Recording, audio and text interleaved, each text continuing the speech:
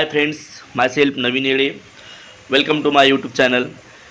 आज हम लोग जो है paragraph reading and understanding skills so useful for English development. अगर आपको इंग्लिश को डेवलप करना है उसके लिए paragraph reading and understanding skills कितनी इंपॉर्टेंट है, आज हम वो देखने वाले हैं। ठीक है, सो दैट फर्स्ट पॉइंट क्या है, which type paragraphs we should be read every day. किस प्रकार का पैराग्राफ जो है हमने हर दिन पढ़ना चाहिए, ये सबसे ज़्यादा इम्पोर्टेंस बात है। ठीक है, तो वो आपको डिसाइड करना होगा। सेकंड वन इज है, all paragraph should be related to interesting topic. जो भी आप पैराग्राफ लोगे डेली रीडिंग के लिए, वो जो टॉपिक है या वो जो पैराग्राफ है, वो पैराग्राफ आपका इंटरेस्टिंग टॉपिक से रिलेटेड होना चाहिए। Then third one is, into that paragraph should be use knowing words to you. उसमें उस पैराग्राफ में सिंपल वर्ड्स यूज होना चाहिए जिसके बारे में आप जानते हो, डेली यूज करते हो। ठीक है, ऐसे बहुत से वर्ड है जिनको हम लोग इंग्लिश में और हिंदी में एक ही प्रकार से बोलते हैं। जैसे कि ग्लास है तो ग्लास को ग्लास ही बोलते हैं। ठीक है, तो ऐसे बहुत से वर्ड है जो सेम टू सेम होते हैं हिंदी और इंग्लिश में, मतलब इंग्लिश के वर्ड को हम हिंदी में यूज करते हैं। ठीक है, सो तुम्हारे पैराग्राफ में जो भी आप पैराग्राफ चूज करोगे उस पैराग्राफ में क्या होना चाहिए कि आपके नोविंग वर्ड्स होना चाहिए जिसके बारे में आपको प्रीवियस नॉलेज हो, जो आपके माइंड में ऑलरेडी हो। ठीक है, उसके बाद four, you should be read with proper pronunciation. आपने जो है एसेंस का यूज करना चाहिए। ठीक है, अलग अलग लहजे से आप उसको रीडिंग करना चाहिए, बेटर रीडिंग करना चाहिए। अगर आपको प्रोनाउंसिएशन प्रॉपरली नहीं आता है तो आपने गूगल में सर्च मार के उसका प्रोनाउंसिएशन देखना चाहिए और उसके आधार पे जो है आपने उसको प्रोनाउंस करना चाहिए। अगर आप रॉन्ग रीडिंग करोगे तो आप उसका मीनिंग भी समझ नहीं पाओगे, उसका मीनिंग भी कुछ अलग निकलेगा। ठीक है, so that you should be read with proper pronunciation.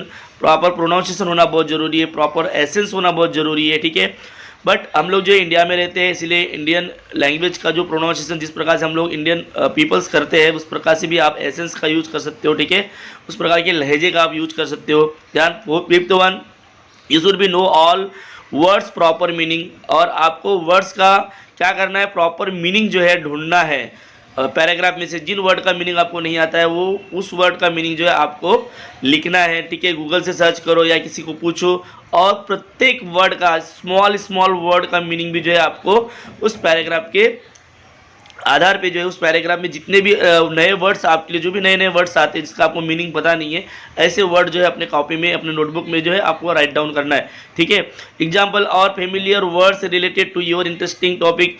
और क्या बोला है कि जितने भी फेमिलियर्स वर्ड है, भले जो आपको वर्ड पता भी है, उन वर्ड को भी आप राइटिंग करो। जिससे क्या होगा, एक बेनिफिट होगा आपको कि आपको वर्ड का मीनिंग तो पता है बट वर्ड की स्पेलिंग नहीं पता है। ठीक है, तो इससे क्या होगा, आपकी जो स्पेलिंग मिस्टेक है वो भी कम होंगी। वर्ड आपके माइंड में क्या करेगा, लॉन्ग टाइम के लिए जाएगा और लॉन्ग टाइम के लिए जाएगा तो आपकी वोकैबुलरी बढ़ेगी। फिफ्थ वन हो गया। Six one, write down all sentence meaning as well as know by you. मैंने अभी बोला कि आपको जितने भी वर्ड वहाँ पे simple word, he, is, that, what, what ever, everywhere, everybody, इन सभी छोटे छोटे वर्ड्स का मीनिंग आप लिखो, तब आप छोटे छोटे जो सेंटेंसेस बनाना शुरू करोगे। ठीक है, सो दैट ये सबसे ज़्यादा इंपॉर्टेंट है कि आपको जो है छोटे छोटे मीनिंग्स जो है, छोटे छोटे वर्ड्स का मीनिंग जो है लिखना बहुत ज़रूरी है। उसके बाद आपको मैं बताऊंगा 6, 7, read regularly that type interesting paragraphs and story. आपको क्या करना है कि लगातार जो है ऐसे पैराग्राफ्स और स्टोरी जो है, स्मॉल स्टोरीज जो है जिसमें सिंपल लैंग्वेज यूज़ की जाती है, ऐसे स्टोरी आपको जो है प्रतिदिन पढ़ना है, प्रतिदिन रीडिंग करना है। और अगर आपको नहीं समझ में आती है तो ट्राई अगेन भी करना है। ठीक है, यदि आप ऐसा करते हो तो आपका वोकैबुलरी पावर बढ़ेगा, आपकी स्पेलिंग मिस्टेक कम होंगी, आपको स्मॉल सेंटेंसेस कैसे बनाए जाते हैं वो पैराग्राफ समझ में आएगा और 100% आप पैराग्राफ में जितने भी वर्ड्स आए हैं उन वर्ड का मीनिंग समझ पाओगे और इतने वर्ड का मीनिंग एक साथ, इतने वर्ड का कलेक्शन जो है आपके पास होगा। Then 8, start up should be start with very simple paragraphs. जो भी इंग्लिश जो है पढ़ना सीख रहे हैं, जस्ट बिगिनर है और स्टार्टअप कर रहे हैं, ठीक है, तो ऐसे लोगों को सबसे पहले पैराग्राफ जो है स्मॉल पैराग्राफ जो है, easy paragraph, familiar paragraph, interesting paragraph जो है और इंटरेस्टिंग टॉपिक से रिलेटेड कोई भी आर्टिकल जो है उनको पढ़ना चाहिए, जिससे उनका जो है इंग्लिश ग्रो करेगा। ठीक है, इसके बाद 9, actually that type methods increase in your vocabulary power. और इस प्रकार की मेथड अगर आप यूज करते हो फ्रेंड्स तो डेफिनेटली जो है आपके वेकेबलरी पावर जो है वो इंक्रीज होगा। और जब वेकेबलरी पावर हमारा इंक्रीज होता है तो हम लोग जो है डेफिनेटली बहुत अच्छे से इंग्लिश को स्पोक कर सकते हैं, बहुत अच्छे से इंग्लिश बोल सकते हैं, ठीक है। सो दैट अभी हम लोग जो है प्रैक्टिकली देखेंगे कैसे हम लोग को जो पैराग्राफ के बेस पे जो हम लोग रीडिंग कर सकते हैं डेली, अपने डेली रूटीन में, या डेली जो है हर दिन हम लोग कैसे पैराग्राफ रीड करना है, कैसे जो उसको नोट डाउन करना है, कैसे वर्ड्स का मीनिंग याद करना है, कैसे प्रोनाउंसिएशन करना है, कैसे समझना है, कैसे छोटे छोटे सेंटेंस को मेकिंग करते हैं, ये सब चीज़ें हम लोग जो है आगे देखने वाले हैं। और इसके लिए आपको जो वीडियो में बने रहना है। ध्यान देखते हैं हम लोग आगे। माई फ्री टाइम, अभी मैंने यहाँ पे देखो कुछ वर्ड्स का मीनिंग जो है नोट डाउन किया हो, और यहाँ पर एक पैराग्राफ है उसको मैं रीड करूँगा। तो यहाँ पर आपको क्या करना है, जब आप रीड करोगे तब भी आपको एक एक वर्ड का मीनिंग देखना है। और हो सके अगर आपके पास, अगर मान लो किसी बुक्स में एक पैराग्राफ लिखा हुआ है तो आप वहाँ पर भी पेंसिल का यूज करके उसका मीनिंग लिख सकते हो। अदरवाइज आप इस प्रकार से भी अपने नोटबुक में मीनिंग लिख सकते हो, जिससे आपको वर्ड एनालिसिस हो जाएगा, ठीक है। मतलब आपको पैराग्राफ का पूरा अर्थ समझ में आएगा, अलग अलग वर्ड्स का मीनिंग समझ में आएगा। I only have a day, I only have a day, have का मतलब होता है I only have a day, मतलब मेरे पास एक ऐसा दिन है ऑफ ऑन संडे, जो संडे है। I only have a day of on Sunday, मतलब मेरे पास एक ऐसा दिन है जिस दिन मुझे छुट्टी होती है, वो संडे का दिन है। सो आई हैव, तो इसीलिए सो मतलब तो, या फिर इसीलिए भी बोल सकते हो so I have only a little free times, इसीलिए संडे के दिन ही मेरे पास लिटल, मतलब मैंने यहाँ लिखा हो छोटा, लिटल का मतलब होता है थोड़ा सा मुझे मेरे पास फ्री टाइम होता है। Sunday is a wonder, Sunday is a wonderful, wonderful मतलब बहुत अच्छा। डे फॉर मतलब मी, मेरे लिए, लिए फॉर मतलब लिए, मेरे लिए, मी मतलब मेरे लिए, ठीक है। तो day for me to spend, spend मतलब खर्च करना होता है, बराबर है। टाइम विथ माई फ्रेंड्स, मतलब स्पेंड मतलब बिताना। अब यहाँ पे इसका मीनिंग क्या होगा, spend time with my friends, मतलब अपने दोस्तों के साथ जो है समय बिताने, हम समय बिताते हैं, और इसीलिए जो है संडे हमारे लिए बहुत ही वंडरफुल डे होता है। वन ऑफ द थिंग्स, यहाँ पे एक इंपॉर्टेंट बात यह है कि आई रियली मतलब रियली इन्जॉय, मतलब रियल में जब हम इंजॉय करते हैं, ठीक है। आई रियली डूइंग करते हैं, डू मतलब करना, doing on Sunday morning is to play chess. I really enjoy doing on Sunday morning is to play chess, जब हम लोग संडे के मॉर्निंग को चेस खेलते हैं, प्ले चेस। देखो यहाँ पर सभी फेमिलियर वर्ड है जो आप डेली यूज करते हो, बहुत ही सिंपल वर्ड इस पैराग्राफ में यूज किए गए। It is a time to relax, मतलब आप डेली भी आप रिलैक्स इस वर्ड को यूज करते हो, ठीक है। इंग्लिश में वर्ड को यूज करते हो, मतलब डेफिनेटली आप जो इंग्लिश के बहुत से वर्ड जानते हो, बट आपको ये नहीं पता होता है, हमको बिगिनर को ये पता नहीं होता है कि ये इंग्लिश में भी इसका मतलब रिलैक्स ही होता है, या और हिंदी में भी इसको हम लोग रिलैक्स ही बोलते हैं, ठीक है, मतलब आराम करना। And talk about the event of the previous week, और हम लोग जो क्या करते हैं, it is a time to relax, ये बहुत ही रिलैक्स करने का टाइम होता है। And talk about the event of the previous week, जो भी इवेंट, जो भी घटना जो हमारे साथ घटती है पिछले वीक में, प्रीवियस मतलब होता है पिछला, वीक जो है, वीक मतलब सप्ताह, उसके बारे में बात करते हैं। एंड फ्यूचर प्लान करते हैं कि हम लोग आगे क्या करने वाले। On Sunday morning, Sunday morning को ऑफ्टेन, ऑफ्टेन मतलब अक्सर, ऑफ्टेन मतलब अक्सर, seeing with my friends at a correct restaurant and we all have a good time together, और हम लोग जो है अपना जो अच्छा समय है वो एक साथ में बिताते हैं। इट इज़ स्पेशली फनी, और वो हमारे लिए स्पेशली फनी होता है।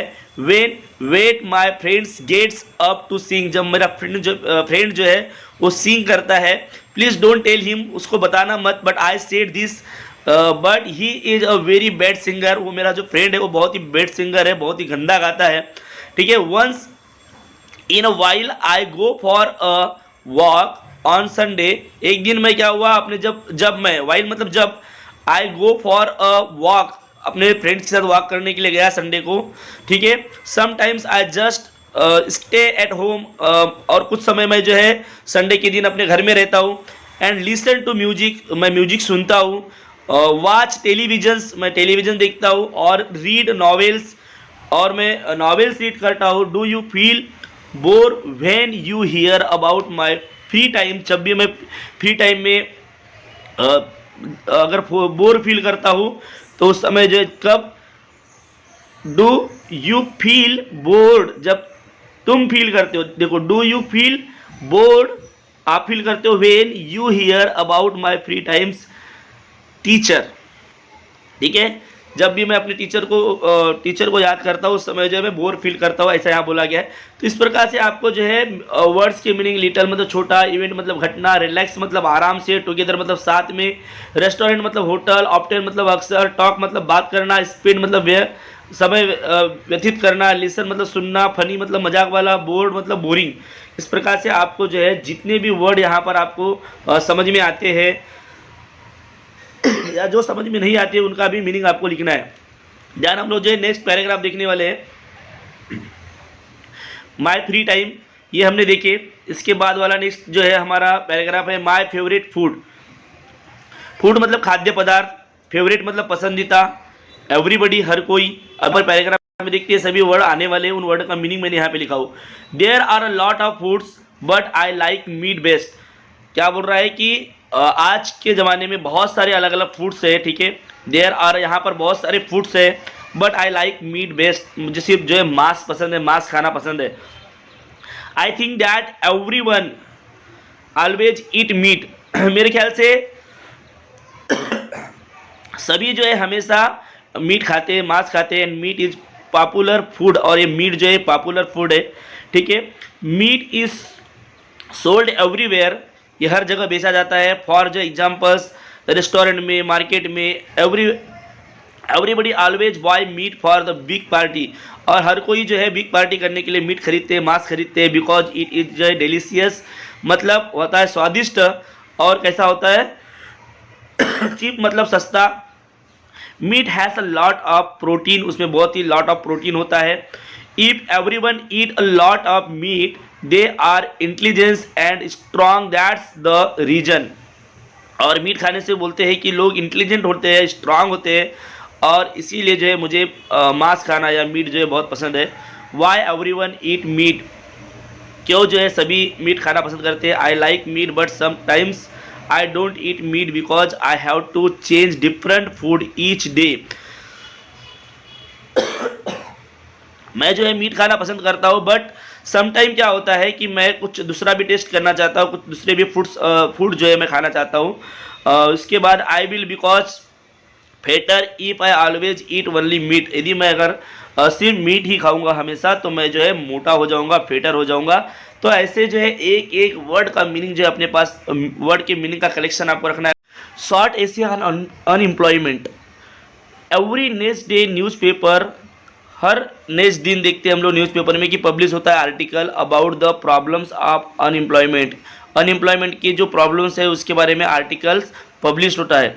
It is an omni present issue around the globe, ये सब ग्लोब के आसपास हर जगह पर जो ये प्रॉब्लम चल रहा है। Report show that with the growing population, जो पॉपुलेशन बढ़ रहा है, the problems of unemployment is worsening, मतलब उसकी वजह से जो पॉपुलेशन बढ़ रहा है इस वजह से जो अनएम्प्लॉयमेंट हो रहा है, ऐसा सबको लगता है। But only blaming the population growth is not fair, but सिर्फ पॉपुलेशन ग्रोथ पे ब्लेम करना ये सही नहीं है। बिकॉज, क्योंकि वेरियस अदर फैक्टर्स कंट्रीब्यूट, मतलब उनका भी उसमें समावेश होता है। टू द क्रिसिस, ये जो इस प्रकार की जो क्रिसिस आते हैं इसमें बाकी अन्य इश्यूज जो है, अन्य फैक्टर्स है, अन्य कारण जो है उनका भी समावेश होता है। Unemployment is a critical problem of the present, unemployment जो है, बेरोजगारी जो है, ये आज की क्रिटिकल प्रॉब्लम है आज के युग की। That need to be tackle as soon as possible, आज इसको जैसे हो सके वैसे इसको जो है टैकल करने की आज ज़रूरत है। It can lead to poverty और and other social issue in society while will lead to the demise of the country, अगर इस प्रकार की प्रॉब्लम्स बढ़ते जाएगी और अन्य सोशल प्रॉब्लम जो सोशल इश्यूज भी अगर बढ़ते जाएंगे सोसाइटी के अंदर में, तो पूरी कंट्री जो है क्या हो जाएगी, कंट्री नष्ट हो जाएगी, कंट्री का अस्तित्व समाप्त हो जाएगा, डिमाइस हो जाएगी। उसका मतलब, डिमाइस का मतलब यहाँ मृत्यु दिया है, but demise of the country मतलब कंट्री पूरी तरीके से नष्ट हो जाएगी। पूरी कंट्री जो है आर्थिक दृष्टिकोण से बोलो या फिर जो उसका मैनेजमेंट है कंट्री का, वो पूरी तरह से बिगड़ जाएगा। इफ वी डिटरमाइंड, इफ मतलब यदि, वी मतलब हम, डिटरमाइन मतलब निश्चित करते हैं, some time to achieve, something to achieve, मतलब कुछ हम अगर अचीव करना चाहते हैं, देयर इज नथिंग इम्पॉसिबल, यहाँ पर कुछ भी इम्पॉसिबल नहीं है। सो गवर्नमेंट एंड अथॉरिटीज जो है, जो भी गवर्नमेंट है हमारी सरकार है, और जो अधिकारी वर्ग जो है, अथॉरिटीज जो है, need to put proper effort, इन्होंने प्रॉपर एफर्ट लगाना चाहिए अनएम्प्लॉयमेंट, जो बेरोजगारी है उसकी समस्या को, उसकी प्रॉब्लम्स को कम करने के लिए, into the good future of the country, country का जो है फ्यूचर बेस्ट करने के लिए या बेटर करने के लिए जो उन्होंने एफर्ट लगाना चाहिए और प्रॉपर एफर्ट लगाना चाहिए, आज की ज़रूरत है। तो इस प्रकार से फ्रेंड्स आपको क्या करना है, पैराग्राफ रीडिंग करना है। सबसे पहले एक एक वर्ड का मीनिंग आपको समझना है, कुछ भी आपसे छूटना नहीं चाहिए। और उसके बाद जो भी वर्ड्स आपको थोड़े हार्ड लगते हैं उनको इस प्रकार से आपको अपने नोटबुक में नोट डाउन करना है, और उसका मीनिंग जो है आपको गूगल से सर्च करके या किसी को पूछ के या अपने विवेक बुद्धि से आपको वहाँ पे लिखना है। ऐसा अगर आप करते हो, देखो अभी हमने पैराग्राफ यहाँ से लेके तो यहाँ तक पढ़े, इसमें लगभग कितने वर्ड होंगे देख लेते हैं। 1 2 3 4 5 6 7 8 यहाँ पर जो है क्या है, शब्द है, मतलब वर्ड्स है, ठीक है। तो 1 रो में 8 वर्ड्स है, तो ऐसी रो कितनी है, 1, ऐसी कितनी रो है यहाँ पर, 1 2 3 4 5 6 7 8 9 10 11 12 13, मतलब लगभग 80 से 100 जो वर्ड्स यहाँ पे दिए हुए हैं। 80 से 100 वर्ड्स अगर आपको एक बार पैराग्राफ पढ़ने के बाद अगर आपकी मेमोराइज हो जाती है, आपकी लॉन्ग टाइम मेमोरी में चले जाते हैं, तो देखो कितना बड़ा वर्ड कलेक्शन जो है, अगर आप एक एक वर्ड पढ़ोगे, एक एक वर्ड का मीनिंग लेंगे, तो आपका वर्ड कलेक्शन कैसा होगा, धीरे से बढ़ेगा। बट अगर आप किसी पैराग्राफ को पढ़ते हो, किसी पैराग्राफ का मीनिंग समझते हो, उसके वर्ड का मीनिंग अपने पास लिख लेते हो, तो आपको एक साथ जो है लगभग 100 से 200 वर्ड जो है आपके माइंड में मेमोराइज होंगे। ध्यान, नेक्स्ट हम लोग जो है एक देखते हैं जो आपका इंटरेस्टिंग टॉपिक है, स्कूल लाइब्रेरी, ठीक है। तो इसका भी मैं आपको यहाँ पे देखो वर्ड का मीनिंग लिख के दिया हुआ, ऐसे ही आपको इस पैराग्राफ को पढ़ के समझ के वर्ड्स का मीनिंग अपनी कॉपी में नोट डाउन करना है। A library is a store house of knowledge. आप सभी को पता है कि लाइब्रेरी में अलग अलग प्रकार की सभी प्रकार की बुक्स होती है, इसलिए उसको स्टोर हाउस ऑफ नॉलेज कहते हैं, ठीक है। लाइब्रेरी सेटिस्फाई और जो है internal knowledge of the unknown and the unseen, मतलब क्या होता है, जो नॉलेज जो हम जानते नहीं है, जिसके बारे में हम जानते नहीं है, जिसको हमने कभी देखे नहीं है, ऐसा नॉलेज जो है हमको हमारे लाइब्रेरी से मिलता है। A library play an important role in the real of knowledge, और ये हमारे नॉलेज को बढ़ाने में जो है लाइब्रेरी का एक इम्पॉर्टेंट रोल होता है। A library is a part and parcel of a school, और ये जो लाइब्रेरी होती है हमारे स्कूल का पार्ट होती है और पार्सल होता है हमारे लिए, ठीक है, जो हमारे को पार्सल के रूप में बहुत कुछ देता है। जो भी अननोन नॉलेज है और अनसीन नॉलेज है वो हमको इस लाइब्रेरी से मिलता है। No school is complete without library, कोई भी स्कूल जो है विदाउट लाइब्रेरी का कंप्लीट नहीं है। और school has a big library, और हमारे स्कूल में जो है बहुत ही बिग लाइब्रेरी है। It is housed in two separate two store storeys building, मतलब टू स्टोरी बिल्डिंग जो है उसमें लाइब्रेरी है। The library has a good collection, और लाइब्रेरी में गुड कलेक्शन होता है, ठीक से बुक्स का, नॉलेज का। देयर आर मेनी अलमारीज, यहाँ बहुत सारी अलग अलग अलमारियाँ होती है, ठीक है। The books are arrange in different shelves according to the subject, subject के हिसाब से अलग अलग अलमारियों में, अलग अलग कपाट में जो है बुक्स रखी जाती है। The reading room and the office room, reading room मतलब पढ़ने वाला रूम, और जो ऑफिस रूम मतलब जहाँ पर ऑफिशियल लोग बैठते हैं, office room of the librarian are separate. जो लाइब्रेरियन होता है मतलब पुस्तकालय का अध्यक्ष जो होता है, लाइब्रेरियन जो होता है, उसके लिए सेपरेट रूम है और रीडिंग रूम अलग है। The librarian has some assistant, और जो लाइब्रेरियन के सम असिस्टेंट भी होते हैं, ठीक है, उनको मदद करने के लिए उनके सहायक भी होते हैं। There is a big reading room, और यहाँ पर बड़े बड़े जो है रीडिंग रूम होते हैं। The reading room is well furnished, और जो है वो बहुत अच्छे फर्निश्ड होते हैं, जहाँ पे बैठने की पूरी सुविधा होती है। When we take the help of a catalogue, the assistant at once feel the book and help us, वो जो है असिस्टेंट जो है हमको मदद करता है, जो भी हमको बुक चाहिए। We are issue library cards, हमको लाइब्रेरी कार्ड्स देता है, ठीक है, वो कार्ड्स लेने के बाद ही हमको लाइब्रेरी में एंट्री मिलती है। वी कैन बारो बुक्स फ्रॉम 2 वीक्स, हम लोग जो है यहाँ से बुक्स ले सकते हैं 2 वीक के लिए, ठीक है, 2 हफ्ते के लिए। In the reading room we can read as many as books as we like, और रीडिंग रूम में हम जो भी बुक्स हम पढ़ना चाहे वो हम लोग बुक पढ़ सकते हैं, ठीक है। साइलेंस इज मस्ट हियर, यहाँ पे बहुत ही साइलेंट माहौल होता है, सभी शांति से पढ़ते हैं। Nobody is allowed to make noise, यहाँ पे किसी को भी आवाज़ करने का या शोर करने का बिल्कुल भी अधिकार नहीं है। I am proud of my school library, तो इस प्रकार से देखो ये जो है आपसे रिलेटेड वर्ड जो यहाँ पे यूज किए गए, इसीलिए हम लोग जो इस पैराग्राफ का मीनिंग बहुत ही इजीली समझ पाए। तो इस प्रकार से आपको जो है यहाँ पर मीनिंग भी लिखना है। आगे बढ़ते हैं। My holiday, last summer I had a good holiday, I never forget that meaningful holiday. When I came back my home from my holiday, first of all I went to visit all my uncles and aunts. Then I and some my friends went to visit all my old teachers. We talk about our live and work very much. After that day I stay at home with my family. I help my parents to paint the house and did something else. I talk about my life in हो ची mean city and my work.